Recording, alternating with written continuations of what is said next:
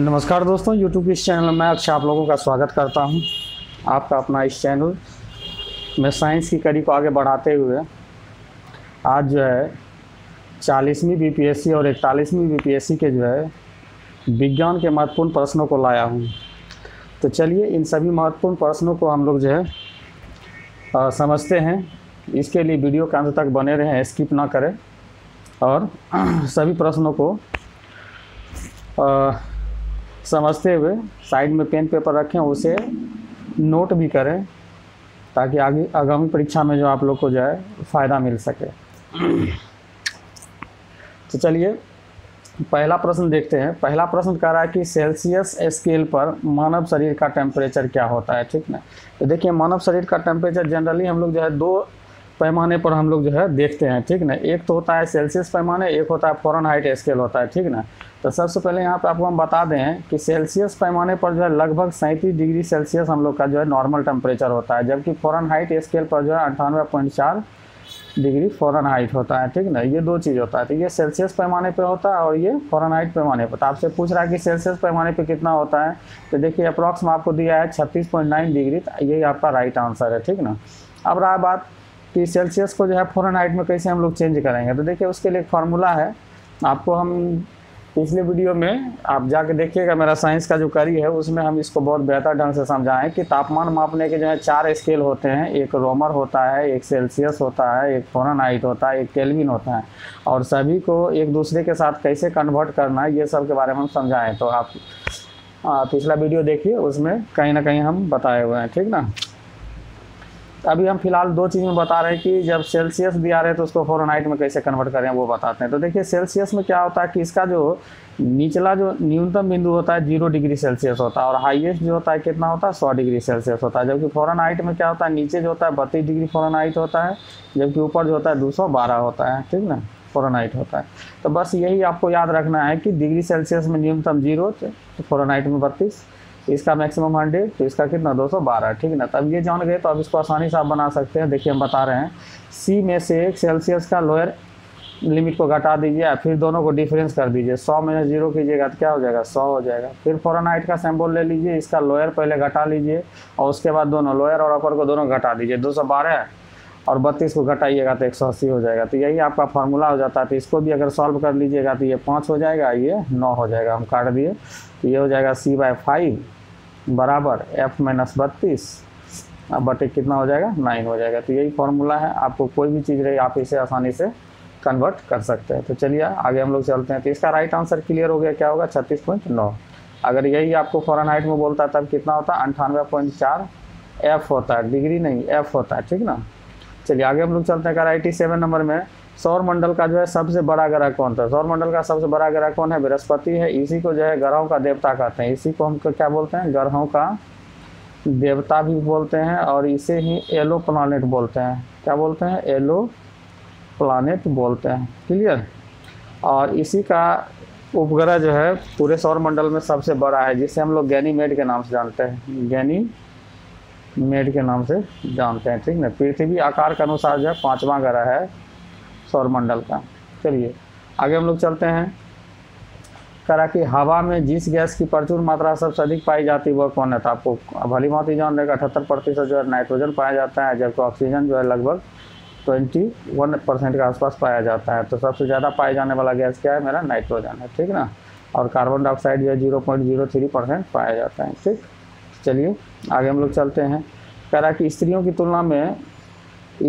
तुलना में जो है पुरुषों में जो है कलर ब्लाइंडनेस अधिक होती है। क्यों। तो देखिए पुरुषों, तो ये ऐसा माना भी जाता है, इसके कारण है क्या कि पुरुषों में जो है केवल X क्रोमोसोम होता है, जिसके कारण जो है ना पुरुषों में कलर ब्लाइंडनेस ज़्यादा होता है। और कलर ब्लाइंडनेस का मतलब क्या होता है, तो कलर ब्लाइंडनेस जिस व्यक्ति को हो जाता है तो वह रेड और ग्रीन में डिफरेंस नहीं कर पाता है। रेड और ग्रीन कलर में जो है हम डिफरेंस नहीं कर पाता है। ठीक ना।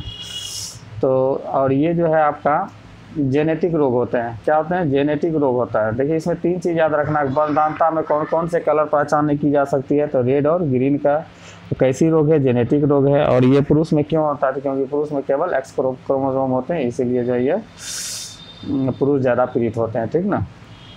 आगे हम लोग चलते हैं। देखिए वेरी वेरी इंपॉर्टेंट कह रहा क्या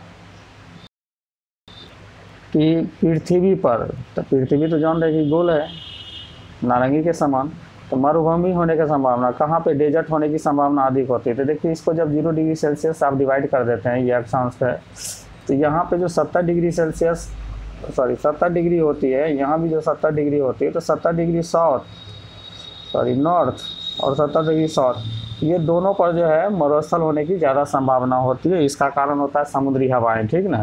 तो इसका राइट आंसर हो जाएगा डी नंबर, 70 डिग्री अक्षांश के आसपास, ठीक ना।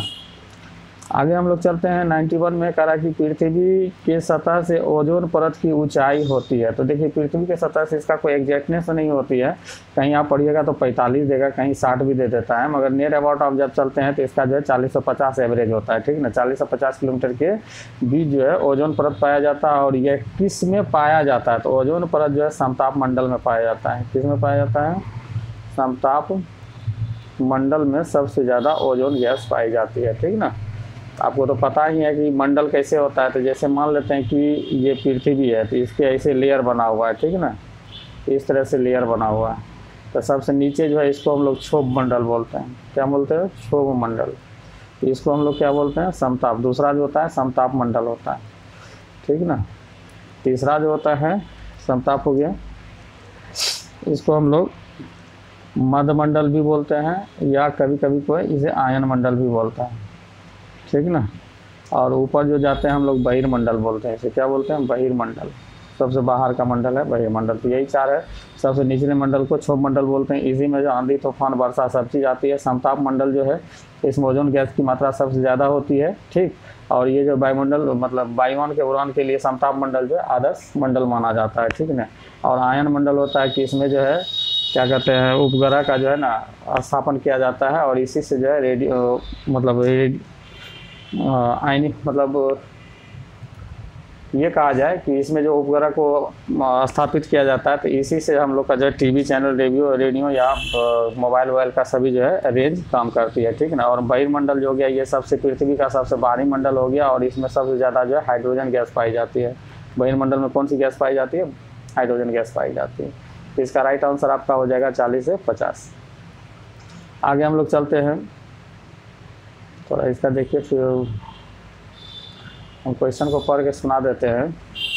कह रहा कि ठंडे दिनों में लोहे के गुटके और लकड़ी के गुटके प्रातःकाल में छुएं तो लोहा जो है अत्यधिक ठंड महसूस होता है। तो इसका सिंपल सी बात है कि लकड़ी जो है क्या होता है, ऊष्मा का कुचालक होता है, जबकि लोहा जो है ऊष्मा का सुचालक होता है। तो इसमें देख लीजिए वहाँ जो लिखा होगा वही आंसर हो जाएगा, ठीक ना। लकड़ी की तुलना में लोहा ऊष्मा का खराब चालक है, नहीं ये तो गड़बड़ बात है।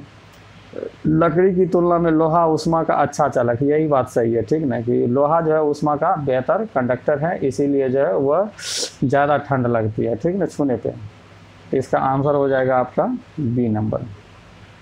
नेक्स्ट हम लोग चलते हैं।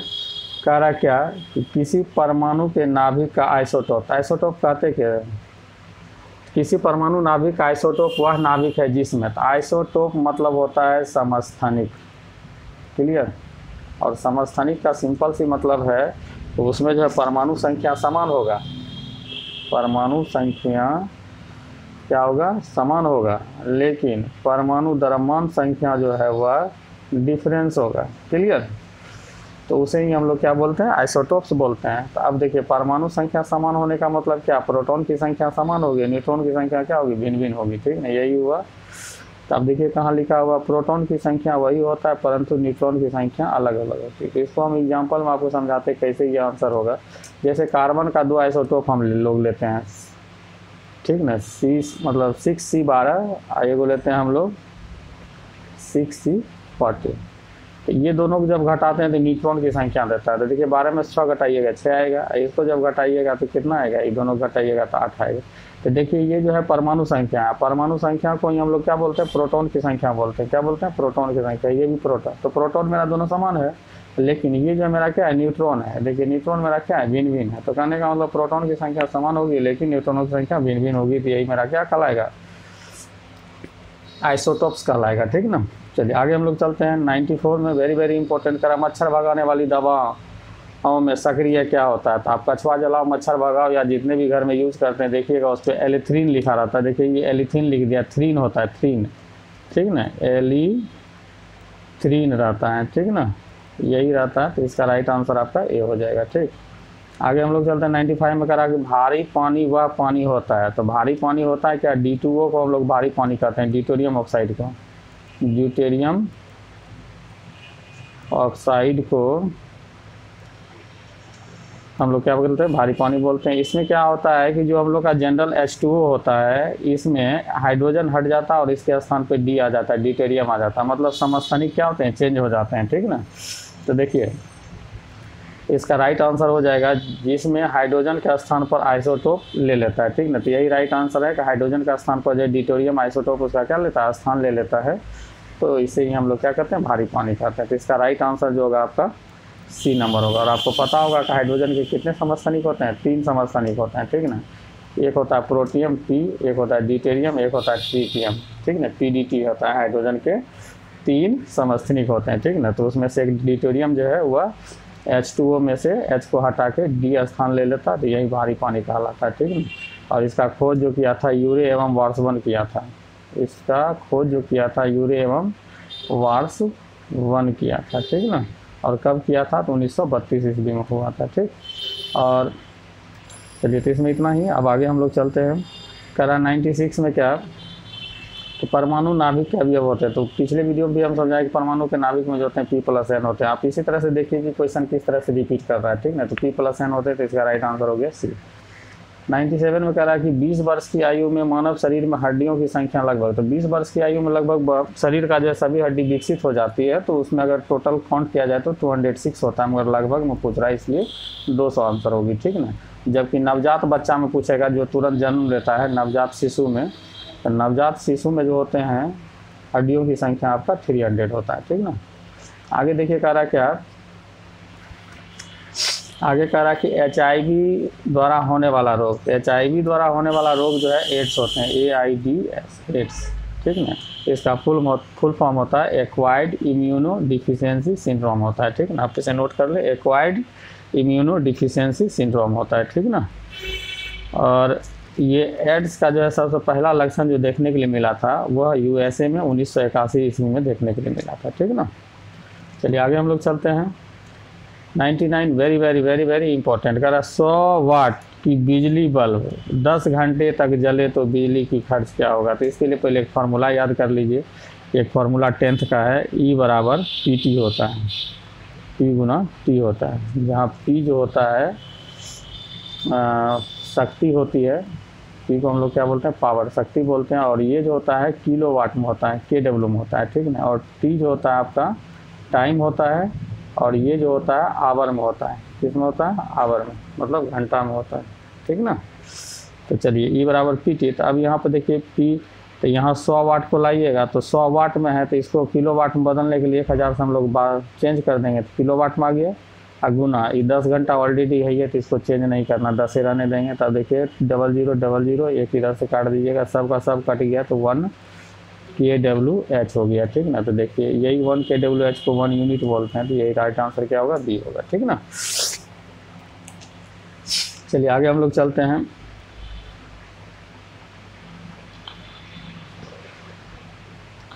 अगला क्वेश्चन कह रहा है, देखिए ये भी क्लास 10th का कह रहा है, किसी ऐनक का, मतलब दर्पण का, दर्पण नहीं होता है, लेंस होता है, ठीक ना। किसी ऐनक के लेंस का पावर जो है +2 डायोप्टर है, डायोप्टर।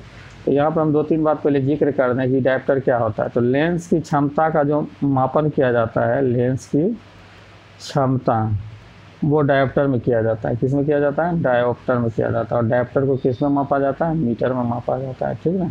और ये होता है क्या, तो फोकस दूरी के व्यतक्रम के बराबर होता है, फोकस दूरी के व्यतक्रम होता है, ठीक ना। इसका मतलब हो गया पावर इक्वल टू 1 क्या होता है, F होता है, क्लियर। तो ये चलिए हम लोग बनाते हैं। तो कह रहा है कि फोकस दूरी क्या होगा, तो देखिए P बराबर क्या होता है, 1/F होता है। तो F जब निकालिएगा तो 1 क्या होगा, P हो जाएगा। तो 1/2 अब मीटर में होता है, इसलिए सेंटीमीटर में लाने के लिए 100 से गुना कर दीजिए, तो ये कैंसिल हो जाएगा। तो कितना हो जाएगा, 50 सेंटीमीटर हो जाएगा, ठीक ना। तो इसका आंसर हो गया C नंबर 50। आगे हम लोग चलते हैं। कह रहा है कि 101 में कह रहा है कि आपसे कि निम्नलिखित में से कंप्यूटर की कौन सी एक भाषा नहीं है। तो देखिए सी भाषा है, C++ आता है, C++ आता है, ये कंप्यूटर की भाषा है। प्रोटॉन भी जो है आपका कंप्यूटर की भाषा है। बेसिक भी आपका कंप्यूटर की भाषा है। इसके अलावा पास्कल भी जो है कंप्यूटर की भाषा है, मगर फास्ट कंप्यूटर की भाषा नहीं है। इसलिए हो जाएगा इसका C नंबर राइट आंसर, ठीक ना। आगे हम लोग चलते हैं। अगला क्वेश्चन आपका है कि निम्नलिखित में से वैकल्पिक ऊर्जा, तो देखिए वैकल्पिक ऊर्जा कहते किसे हैं। तो वैकल्पिक ऊर्जा परंपरागत ऊर्जा को अलावे जब ऊर्जा का खोज करते हैं हम लोग तो उसी को वैकल्पिक कहते हैं। तो देखिए अभी जो है जितने भी परंपरागत ऊर्जा है, जैसे कोयला हो गया, जीवाश्म ईंधन जितने हो गए, पेट्रोलियम हो गए, ये सभी जो है खत्म होने के कगार पे। ऊर्जा संकट जो है पूरे विश्व में बनी हुई थी। उस ऊर्जा संकट से उबरने के लिए सभी देश जो वैकल्पिक ऊर्जा का सहारा ले रहा है। तो उसमें सबसे वैकल्पिक ऊर्जा में सबसे बड़ा स्रोत जो है वो सौर ऊर्जा का है, ठीक ना। किसका है? सौर ऊर्जा का है, ठीक। तो इसका राइट आंसर क्या हो जाएगा? सौर ऊर्जा। अब वैकल्पिक ऊर्जा में कौन कौन आता है? तो जितने भी नेचुरल चीज़ देख रहे हैं, जैसे सौर ऊर्जा हो गया, पवन ऊर्जा हो गया, जल ऊर्जा हो गया, हवा हो गया, ठीक ना। और उसके बाद जाके समुद्री ऊर्जा हो गया, ये सभी जो मेरा वैकल्पिक ऊर्जा का स्रोत माना जाता है, ठीक ना। तो इसमें सबसे बिगेस्ट जो है आपका सौर ऊर्जा है, ठीक ना। अगला कह रहा है देखिए कि बिजली की खपत बिल किस में मापन किया जाता है। अभी तुरंत हम देखिए बताए थे ई बराबर क्या होता है? PT होता है। तो PT में क्या होता है? पावर का यूज होता है। पावर का मात्रा क्या होता है? वाट होता है। तो किस में मेजरमेंट करेंगे? वाट में करेंगे। तो इसका राइट आंसर हो जाएगा, अच्छा यहाँ क्वाड भी दिया, क्वाड देखिए, हाँ तो इसमें केवल 1 हो जाएगा, ठीक ना, A नंबर। अब देखिए कह रहा कि हास्य गैस, लाफिंग गैस के नाम से किसे जाना जाता है? नाइट्रस ऑक्साइड N2O को जाना जाता है, ठीक ना। और इसी का पिछले वीडियो में हम बताए थे क्या, एनेस्थीसिया के रूप में भी प्रयोग किया जाता है। डॉक्टर जो है इसे सेंसलेस करने में मरीज को जो है यूज करते हैं, ठीक ना। तो यहाँ पे लाफिंग गैस क्या हो जाएगा? नाइट्रस ऑक्साइड हो जाएगा, ठीक ना। अगला क्वेश्चन है कह रहा है कि निम्नलिखित में से भारी धातु कौन से हैं, ठीक ना। तो भारी धातु, तो देखिए इसमें जो है आपको सबका परमाणु संख्या आपको याद रखना होगा, ठीक ना। तब इसमें आप कुछ हल्का आप कुछ कर सकते हैं। जैसे तांबा का जो होता है परमाणु संख्या कितनी होती है? 29 होता है। यूरेनियम का कितना होता है? 92 होता है। चांदी का कितना होता है? 47 होता है। और एल्युमिनियम का आप लोग जानते हैं 13 होता है। तो इसमें देख लीजिए कि परमाणु संख्या के आधार पर ही उसका परमाणु भार भी होता है, लगभग सबका डबल होता है। तो इस कंडीशन में सबसे भारी जो होगा आपका क्या होगा? यूरेनियम होगा, ठीक ना। आगे हम लोग चलते हैं। करा देखिए इस टॉपिक पे थोड़ा हम ज़्यादा डिस्कस करेंगे, ये बहुत ही अच्छा टॉपिक, से ज़्यादा क्वेश्चन मतलब देखने को मिलता है। करा जल की अस्थायी कठोरता का कारण क्या है? तो जल की अस्थायी कठोरता का कारण जब आपसे पूछा है तो इसमें देखिए जल में 2 तरह का कठोरता होते हैं, ठीक ना। एक होता है अस्थायी कठोरता होता है, एक जो है अस्थायी कठोरता होता है, ठीक ना। तो अस्थायी कठोरता क्या होता है कि जब आप पानी को जैसे गर्म कीजिएगा ना तो वो आपका क्या होगा? ख़त्म हो जाएगा, ठीक ना। तो वो अस्थायी हो गया। लेकिन जिसको पानी गर्म करने के बावजूद भी समाप्त नहीं किया जा सकता वो हो जाता है अस्थायी। तो अब इसमें आपको सबसे पहले कॉमन चीज़ हम आपको बात याद कराएं, सबसे सिंपल चीज़ कि जब अस्थायी पूछे या अस्थायी पूछे, किसी भी प्रकार की कठोरता होगी तो इसमें 2 ही चीज़ आएगा, एक कैल्शियम आता है और एक आपका क्या आता है? मैग्नीशियम आता है, ठीक है ना। एक कैल्शियम आता है और एक मैग्नीशियम आता है। अब इसका जो है अगर अस्थायी कठोरता रहेगा तो 2 तरह का यूज होगा। अस्थायी कठोरता होगा तो इसमें नाइट्रेट होगा, क्या होगा? नाइट्रेट, या क्लोराइड होगा, या सल्फेट होगा। देखिए कैल्शियम नाइट्रेट हो सकता है, कैल्शियम क्लोराइड हो सकता है, कैल्शियम सल्फेट हो सकता है, मैग्नीशियम नाइट्रेट हो सकता है, मैग्नीशियम क्लोराइड हो सकता है, मैग्नीशियम सल्फेट। इस तरह से भाषा बनता है, मगर रहेगा कौन? कैल्शियम और मैग्नीशियम का ही रहेगा। अगर अस्थायी कठोरता भी होता है तो उसमें भी कैल्शियम और मैग्नीशियम होता है, बस इसमें क्या होता है? बाइकार्बोनेट होता है। क्या होता है? बाइकार्बोनेट होता है, बाइकार्बोनेट होता है। तो अब देखिए कैल्शियम बाइकार्बोनेट होगा या तो मैग्नीशियम बाइकार्बोनेट होगा। तो सबसे पहला तो एक चीज़ हो गया कि अगर आपको कुछ भी दुनिया का याद नहीं रहता, अगर एक चीज़ भी याद रहता है कि उसमें जब भी कठोरता की बात होगी तो कैल्शियम और मैग्नीशियम ही आएगा, इसके अलावा कुछ नहीं आएगा। और उसके बाद नाइट्रेट फाइट्रेट लगेगा, ठीक ना। तो ये आपको अगर 2 चीज़ याद रहता तो ऐसे भी आप क्वेश्चन को जो आसानी से टिक आउट करके निकल सकते हैं। तो देखिए हम टिक करते हैं, अगर अस्थायी कठोरता किसके कारण होता है तो पहले कैल्शियम और मैग्नीशियम को खोजना है। तो देखिए यहाँ भी कैल्शियम, यहाँ भी मैग्नीशियम है, इसमें क्लोराइड और सल्फेट है, तो यही राइट आंसर है, अस्थायी होगा। अगर वही पर अगर वो अस्थायी रहता है तो कैल्शियम और मैग्नीशियम रहता है, उसमें क्या लगा रहता है? बाइकार्बोनेट लगा रहता है, ठीक ना। तो ये राइट आंसर आपका बी हो गया। अगला क्वेश्चन है, देखिए फिर आ गया कि सर्वव्यापी रक्तदाता ग्रुप किसे कहा जाता है। तो रक्तदाता जो डोनेट करता है, डोनर हो गया, तो डोनर कौन है, वो है, ठीक ना। और ये जो है क्या है, एक रेसिपिएंट है, लेता है ये, ठीक ना। आगे हम लोग चलते हैं, कह रहा है क्या यहाँ पे, ये देखिए ट्रेडिशनल क्वेश्चन, अब ये सब पढ़ने का कोई मतलब नहीं है, ठीक नहीं, ये सब छोड़िए इसको। ये वेरी वेरी इंपॉर्टेंट है, कह रहा कि सबसे लंबा जीवित वृक्ष कौन है। तो जितने भी वनस्पति जगत में है सबसे लंबा वृक्ष जो है सिकुआ है, इसको सिकुआ बोलते हैं, सिकुआ लिख दिया है, सिकुआ बोलते हैं, ठीक ना। इसे ही जो है इसका दूसरा नाम और है कोस्ट रेडवुड ऑफ कैलिफोर्निया के नाम से इसको भी जाना जाता है, कैलिफोर्निया। देखिए लिखने में दिक्कत होती है, आप लोग जो है पेन पेपर पर इसे नोट करते जाएं, ठीक ना। कोस्ट रेडवुड ऑफ कैलिफोर्निया इसी को कहा जाता है। ये पूरे वनस्पति जगत में सबसे बड़ा है, ठीक ना, सिकुआ। लेकिन एक क्वेश्चन ऐसा आता है जब आपको आवृत बीजी जीव में पूछ देगा कि बताइए आवृत बीजी जीव में सबसे बड़ा पौधा कौन होता है, तब आपका यूकेलिप्टस हो जाएगा। तो उसमें आपको नग्न बीजी आवृत बीजी आपको जो है डिफाइन करके याद रखना होगा। मगर आपको ये सब अगर आवृत बीजी नग्न बीजी नहीं लगाता है, डायरेक्ट अगर आपसे क्वेश्चन पूछ रहा है कि सबसे लंबा जीवित वृक्ष कौन है, तो आँख मूंद के मारिए सिकुआ, ठीक ना। आगे हम लोग चलते हैं, करा किस वनस्पति खाद में अधिकतम प्रोटीन होता है। तो सोयाबीन में सबसे अधिक प्रोटीन होता है, 40% के आसपास होता है, तो ये आपका सी नंबर हो जाएगा, ठीक ना। देखिए करा समुद्र, देखिए ये सब ट्रेडिशनल क्वेश्चन है। करा समुद्र नीला प्रतीत होता है, तो ये जो है प्रकाश के प्रकीर्णन के कारण होता है, ठीक ना। तो देखिए जल के कणों के द्वारा प्रकाश का प्रकीर्णन होता है, इसी के कारण जो है समुद्र नीला दिखाई देता है, ठीक ना। आपको कभी कभी जो है आकाश से जो है पृथ्वी जो है नीला दिखाई देता है, उसका कारण है जल की उपस्थिति के कारण। पृथ्वी का नीला दिखाई देना जल की उपस्थिति के कारण, जबकि समुद्र का नीला दिखाई देना प्रकाश के प्रकीर्णन के कारण, ठीक ना। आकाश भी नीला दिखाई देता है, वो भी प्रकाश के प्रकीर्णन के कारण होता है, केवल पृथ्वी जो है जल की उपस्थिति के कारण नीला दिखाई देता है, ठीक ना।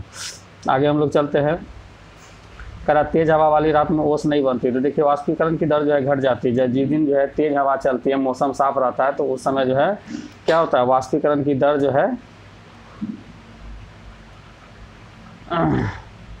ओस नहीं बनती है। तो वाष्पीकरण का दर तेज हो जाता है, जिसके कारण से जो है ना ओस नहीं बन पाता है, ठीक ना। नेक्स्ट आगे हम लोग चलते हैं, कह रहा जीवन चक्र की दृष्टि से पौधे का सबसे महत्वपूर्ण अंग कौन सा होता है। तो जीवन चक्र की दृष्टि से पौधे का सबसे महत्वपूर्ण अंग जो होता है पुष्प होता है, ठीक ना। क्योंकि पुष्प नहीं होगा तो बीज नहीं होगा, बीज नहीं होगा तो पूरा इसका चक्र खत्म हो जाएगा। पुष्प होगा, बीज होगा, फिर पौधा होगा, फिर पुष्प होगा, फिर बीज होगा, इस तरह से इसका जीवन चक्र चलता रहता है, ठीक। ये नंबर हो जाएगा, ठीक ना। आगे चलते हैं, कह रहा आर्कियोपेटेरिम्स क्या है। तो ये देखिए एक प्रकार का पक्षी है जो कि जुरासिक युग में पाया जाता था, तो इसका आंसर है, इसको डायरेक्ट याद रखिए, इसमें कोई किंतु परंतु की बात नहीं है, ठीक ना। आगे है एस्पिरिन। तो देखिए एस्पिरिन जो हम लोग बुखार में यूज करते हैं, तो ये एंटीपायरेटिक हो जाएगा, दर्द निवारक हो जाएगा, ठीक। अपमार्जक क्या होते हैं। तो अपमार्जक जो हम लोग जो है कपड़ा धोने के लिए प्रयोग करते हैं, तो एक प्रकार का वह शोधन अभिकर्ता होता है, ठीक ना, साफ करने वाला एक एजेंट होता है, ठीक। यहाँ साबुन नहीं मारिएगा, इसलिए कि अपमार्जक क्या होते हैं। तो अगर ये रहता है कि धोने वाला साबुन, नहाने वाला साबुन, इस तरह की बात होती तब अलग से। तो यहाँ पे दोनों का कॉम्बाइंड वर्ड लिख दिया, शोधन अभिकर्ता, तो इसका राइट आंसर क्या होगा, डी नंबर हो जाएगा। नेक्स्ट आपको है कि रेडियोधर्मी पदार्थ उत्सर्जित करते हैं। तो यूरेनियम जो है रेडियोधर्मी पदार्थ है, ये तीनों कण को निकालता है, अल्फा बीटा गामा, तीनों को जो है ये रिमूव करते हैं, ठीक ना। और ये तब तक रिमूव करता है जब तक ये अंतिम रूप से शीशा नहीं बन जाता है, ठीक ना। क्या कि कोई भी रेडियोधर्मी तत्व जब अल्फा बीटा गामा को उत्सर्जित करता है तो वह अंतिम रूप से क्या बन जाता है, वह शीशा बन जाता है, ठीक ना। देखिए अगला है, कह रहा कि डॉल्फिन को वर्गीकृत किया गया। तो डॉल्फिन को वर्गीकृत, डॉल्फिन क्या है, मेमल्स है। मेमल्स मतलब क्या होता है, जो अपने बच्चे को स्तन से दूध पिला सकता है, उसे मेमल्स कहा जाता है, ठीक ना, स्तनी कहा जाता है। तो देखिए डॉल्फिन हो गया, ये स्तनी है, आदमी स्तनी है, घोड़ा स्तनी है, गाय स्तनी है, ये सभी बच्चे को दूध पिलाते हैं, फीडिंग कराता है, ठीक ना। तो ये आपका स्तनी हो गया, ठीक। और उभयचर का मतलब होता है जो जल और थल दोनों में रहता है, ठीक ना। तो जो जल और थल दोनों में रहता है, तो इस प्रकार के मतलब जीव को हम लोग उभयचर बोलते हैं। तो इसमें मेढक आ जाता है, मेढक आपका उभयचर का। सरीसृप क्या होता है, तो जो रेंगता है धरती पे, ठीक ना। तो सरीसृप में आपका आ जाता है सांप आ जाता है, ये सरीसृप होता है, ठीक ना। आपका छिपकली आ जाता है, सरीसृप में आता है, ठीक ना। चलिए आगे हम लोग चलते हैं, करा जब हम बकरी या भेड़ का मांस खाते हैं तो क्या कहलाते हैं। तो हम लोग जो है सेकेंड उपभोक्ता कहलाते हैं, ठीक ना। हम बकरी या भेड़ का मांस खाते हैं तो से द्वितीय उपभोक्ता कहते हैं। ठीक, आगे हम लोग चलते हैं। कह रहा है ग्रीन पीस क्या है, वेरी वेरी इंपॉर्टेंट। तो ग्रीन पीस एक जो है पर्यावरण से संबंधित संस्था है। इसकी स्थापना जो है 1971 ईस्वी में बेंकाउर कनाडा में हुआ था। ठीक ना, और ये जो है पर्यावरण से जुड़ा हुआ एक अंतर्राष्ट्रीय संगठन है। तो इसका राइट आंसर हो जाएगा आपका सी नंबर। और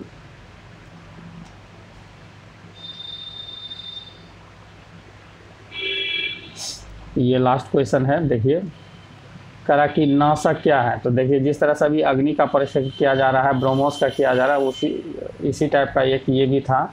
तो नाशक एक प्रकार का नाव था। नाशक एक प्रकार का क्या था, नाव था, और इस पे मिसाइल भी लेस किया जा सकता था। तो ये नाशक एक प्रकार का क्या है, तो भारत द्वारा बनाई जाने वाली जो है प्रेक्षपात मतलब मिसाइल युक्त क्या है, नौका है। ठीक ना, जैसे आपको अभी अगर पूछेगा कि मान लेते हैं ब्रह्मोस क्या है, तो ब्रह्मोस क्या है, एक प्रकार का मिसाइल है। अग्नि भी क्या है, मिसाइल है। पृथ्वी भी क्या है, मिसाइल है। तो देखिए मिसाइल को अगर याद रखना हो तो पटना सीरीज याद रखिए, PATNA, पटना सीरीज।